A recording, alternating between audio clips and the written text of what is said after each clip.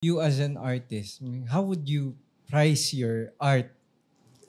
Diba? Oo, di ba? Oh, Actually. so Is there may a- demand and supply ba dyan that's going on? Is there a Ano? framework you follow or is like a strategy? Dapat you're entering the market, dapat hindi ka lalagpas dito sa price na to, ganyan, or you're selling na your 10th one, so dapat the minimum you would take is ganitong amount. May nakikita Tell us akong about that. artwork na Yeah. parang super basic pero how come it's priced like that? Yung Diba? Mona Lisa, ganun. Yung mga- 1 billion. Di ba?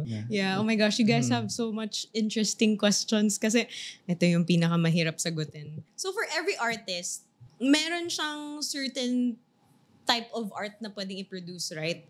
So depende sa medium niya. Yun din yung magiging, i-consider natin to value the work, the art piece.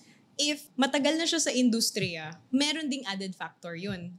Kung yung type of medium niya na ginagawa niya is also, baka kung simple lang siya or complex din siya, dun din natin siya ipipresyo.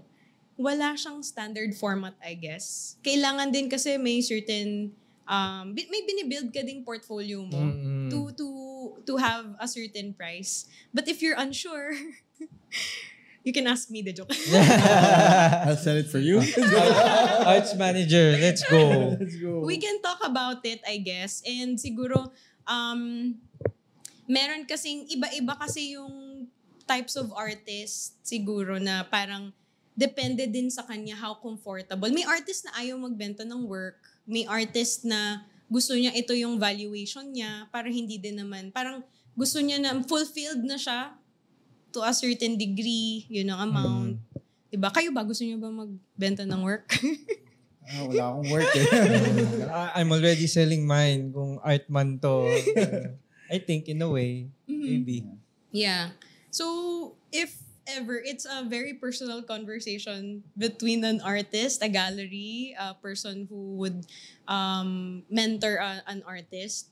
It's very personal, I guess. Yeah. Pero yun yung mga things na we need to consider na how far you've come along, ganon. Ikaw sa sarili mo, ano sa tingin mo ba yung worth? Ano yung mga ginastos mo? Materyales, pintura, paintbrushes, canvas, dikit, glue, wood. Time. Time, definitely. Yeah. Oo. And I think very subjective rin kasi yung pricing if you think about it. Because someone can buy that certain art piece depending on his capacity, his Correct. amount of need dun sa artwork, kung gaano niya gusto talaga yung Yes. artist and all, or scarcity of the artwork ng artist, di ba? Correct.